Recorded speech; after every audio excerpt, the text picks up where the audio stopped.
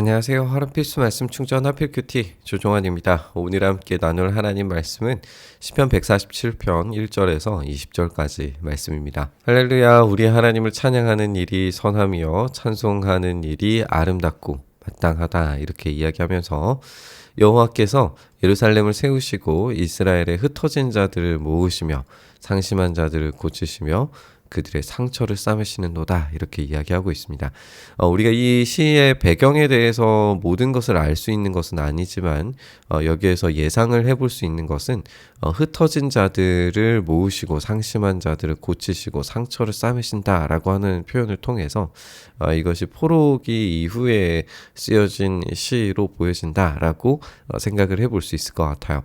그가 별들의 수요를 세시고 그것들을 다 이름대로 부르시는도다. 우리 주는 위대하시며 능력이 많으시며 그 지혜가 무궁하시도다, 이렇게 이야기하고 있어요. 여기에서 별들의 수효를 세신다라고 하는 것이 얼마나 큰 지혜를 나타내는 말인지를 우리가 한번 생각을 해보고, 그것을 다 이름대로 부르시는도다라고 이야기하는 것을 통해서 그분의 지혜가 무한하다라고 하는 것을 생각을 해볼 수가 있습니다. 이 무한한 지혜에 따라서 하나님께서 세계를 다스리시고 통치하신다라고 하는 거죠. 근데 우리가 이제 이 배경을 살펴봤던 것처럼, 생각을 해본 것처럼, 이게 만약 포로 시기에 쓰여진 시라면 이 별들의 수요를 세시고 이름을 부르신다라고 하는 것이 상당한 다른 의미를 가질 수도 있을 것 같아요.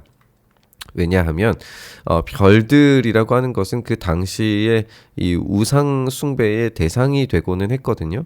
근데 그 모든 우상들, 신적인 존재들, 우주적 존재들의 수효를 세시고 그것에 이름을 붙이신다라고 하는 것이기 때문에 이 영적인 세계까지도 하나님께서 다스리시고 통치하신다라고 하는 의미가 될 수 있어요. 그리고 이 별들의 이름을 직접 붙이시는 분이 누구신가라고 하는 측면을 생각해 볼 때, 당시의 사람들에게 이름이라고 하는 것은 그것에 대한, 그 대상자에 대한 이 권한이 있다라고 하는 것을 보여주는 것이거든요. 아담 이야기를 생각을 해보면 이 아담이 모든 이 피조물들에게, 동물들에게 이름을 붙이는 장면이 나오게 되죠. 그래서 이 아담이 이름을 붙이는 것이 아담의 역할 자체가 어떤 이 왕적 존재를 상징하는 것이다라고 하는 걸 생각을 해볼 수가 있는데, 마찬가지인 거죠. 이 별들의 이름을 붙여준다는 것은 그만큼의 권한과 능력이 있다라고 하는 것이고, 그것을 다스릴 수 있는 힘이 있다라고 하는 걸 상징합니다. 그래서 여기에 이 별들의 수요를 세시고 그것의 이름을 부르신다라고 하는 것은 단지 엄청난 지혜를 가지고 있다, 무한한 지혜를 가지고 있다 정도의 수준이 아니라 그것을 다스리고 통치하시고 그것을 이름을 부여하실 수 있는 권한과 능력과 힘이 있는 분이시다라고 하는 것을 우리가 생각을 할 수 있는 겁니다. 그렇다면 지금 이 포로기에 끌려갔다가 다시 돌아온 이들이 이 시를 불렀다라고 생각했을 때에 그들의 우상들도, 그들의 지역에서 섬기던 우상들도 결국에는 하나님의 통치 아래에 있다라고 하는 선언이 되기 때문에 결국에는 이방 나라들이 제 아무리 뛰어나고 힘이 있다고 하더라도, 그렇게 보인다고 하더라도 그들은 아무것도 아니다 라고 하는 결론을 내릴 수 있었을 거예요. 여호와께서 겸손한 자들을 붙드시고 악인들은 땅에 엎드리시는도다. 우리가 낮은 자를 높이시고 높은 자들을 낮추시는 이런 일들을 주님께서 하신다는 것을 생각을 해보면 주님의 이 통치의 방식과 이 일하심의 방향성이 이스라엘에게 어떻게 경험되고 있는가를 생각을 해볼 수 있게 돼요. 그들이 포로로 끌려갔을지라도 주님께서 다시금 언제든지 다시 붙드셔서 일으켜 주실 수 있다. 그러나 이 우상숭배하는 악인들은 하나님께서 땅에 떨어뜨리실 거다라고 하는 이야기로 우리가 읽을 수 있게 되는 거죠. 이런 하나님의 이 지혜와 통치의 이 놀라운 모습들을 우리가 여기에서만 발견할 수 있느냐? 그렇지 않고 주님의 통치는 온 우주에 가득 차 있다라고 하는 것이 이 시인의 노래 내용입니다. 감사함으로 여호와께 노래하며 수금으로 하나님께 찬양할지어다. 그가 구름으로 하늘을 덮으시며 땅을 위하여 비를 준비하시며 산에 풀이 자라게 하시며 들짐승과 우는 까마귀 새끼에게 먹을 것을 주시는도다. 이렇게 구름으로 하늘을 덮으시고 땅을 위해서 비를 준비하시고 풀이 자라게 하시고 들짐승 까마귀에게 먹을 것을 주시는 분으로서 이 세계 만물을 하나님께서 다스리시고 관리하시고 풍요롭게 하신다라고 하는 것을 알 수 있게 됩니다. 여호와는 말의 힘이 세다 하여 기뻐하지 아니하며 사람의 다리가 억세다 하여 기뻐하지 아니하시고 여호와는 자기를 경외하는 자들과 그의 인자하심을 바라는 자들을 기뻐하시는도다. 지금 여기에서 이런 하나님의 세계의 통치 질서, 이 관리하시고 풍요롭게 하시는 일들을 누구에게 베푸시느냐? 라고 했을 때에 하나님은 이 세상 나라들의 통치 방식대로 말에 힘이 센 사람들에게 우선권을 주고 다리가 억센 힘이 센 사람들을 향하여서 이 풍요로움을 제공하시는 그런 세상 방식의 통치를 사용하시는 것이 아니라 자기를 경외하는 자들과 인자하심을 바라는 자들을 기뻐하세요. 그래서 하나님께서는 하나님께 전적으로 의존하는 자들에게 이 통치와 풍요로움을 베풀어 주실 겁니다.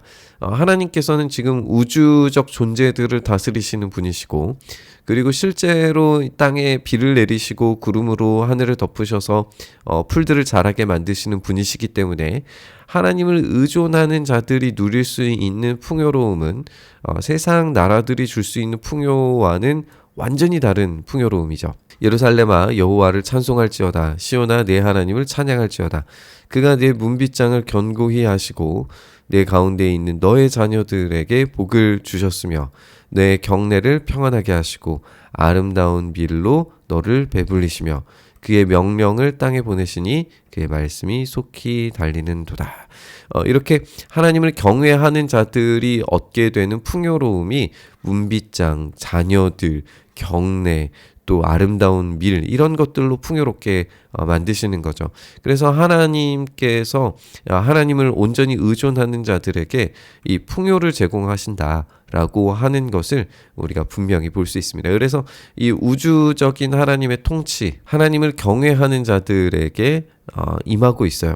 그러면 우리가 이제 이 내용을 다시 한번 상기를 시켜보면 이것이 포로기에 있는 사람들의 시라고 했을 때에 이들이 지금 당장의 눈앞에 보이는 것은 굉장히 비참하고 어려운 현실일지라도 하나님을 경외하는 자리로 나아가서 하나님의 도우심을 구하면 이 포로기에서 돌아온 이 귀한 공동체라고 할지라도 하나님께서 먹이시고 배불리시고 그들을 책임져 주신다라고 하는 이야기로 우리가 읽을 수 있을 겁니다. 눈을 양털같이 내리시며 서리를 재같이 흩으시며 우박을 떡 부스러기같이 부수시나니 이것은 이제 겨울에 꼭 필요한 이 기상의 상태라고 할 수 있겠죠. 이것이 준비되지 않으면 이제 내년의 작물이 불가능한 거예요.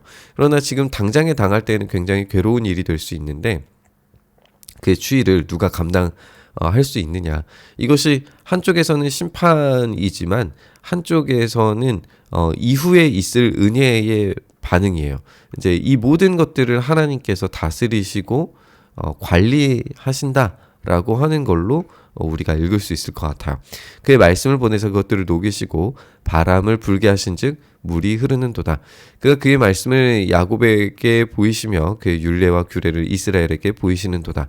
그는 어느 민족에게도 이와 같이 행하지 아니하셨나니 그들은 그의 법도를 알지 못하였도다. 이렇게 어느 민족에게도 그렇게 행하지 않으신 이유는 무엇이냐면 그들이 그 법도를 알지 못했기 때문이에요.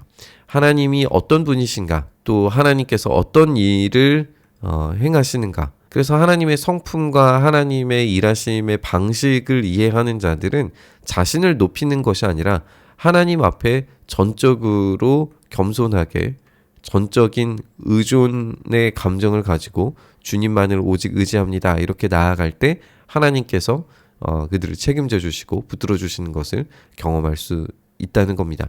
이것이 하나님께서 이스라엘에게 주신 이 법의 혜택인 거죠. 이 혜택은 포로로 끌려갔든지, 그러니까 하나님의 심판을 받아서 그들이 어려움에 처해져 있는 거니까 그들이 어려움을 당하는 그 심판 가운데 갔을지라도 하나님께 다시 되돌아가서 하나님의 긍휼과 은혜를 구하면 그들이 언제든지 우주의 주인이신 분께서 주님의 통치와 다스리심을 제공해 주시고 다시 그들을 온전한 자리로 되돌이켜 주시리라 라고 하는 기대를 갖게 만드는 그런 말씀이라고 우리가 읽을 수 있을 것 같습니다. 지금 이들은 그들의 법도를 알지 못하는 이방인들이 결국에는 이 풍요로움을 맛보지 못한다라고 그렇게 결론을 내리고 있는데, 우리는 이 법이 완성된 버전을 가지고 있습니다. 그것이 바로 우리 예수님의 십자가이죠. 그래서 이 십자가 앞에 나아가는 자들, 그렇게 주님께 전적인 의존과 나는 죽고 예수 그리스도로 사는 인생을 사는 사람들에게는 이 우주적인 통치가 임하게 된다라고 하는 사실을 기억해야 합니다.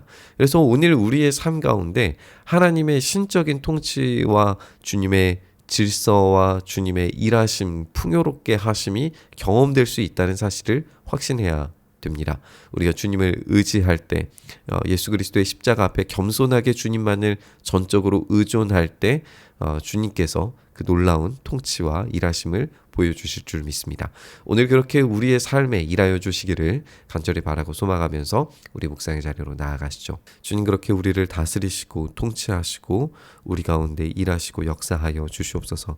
하나님의 일하심이 우리의 삶에 닿아서 우리의 삶이 지금 어떠한 환경과 상황에 놓여져 있더라도 주님만 의지하는 자들에게 주시는 그 놀랍고 풍요로운 통치와 다스리심이 역사가 오늘 우리의 삶에 일어나게 하여 주시옵소서.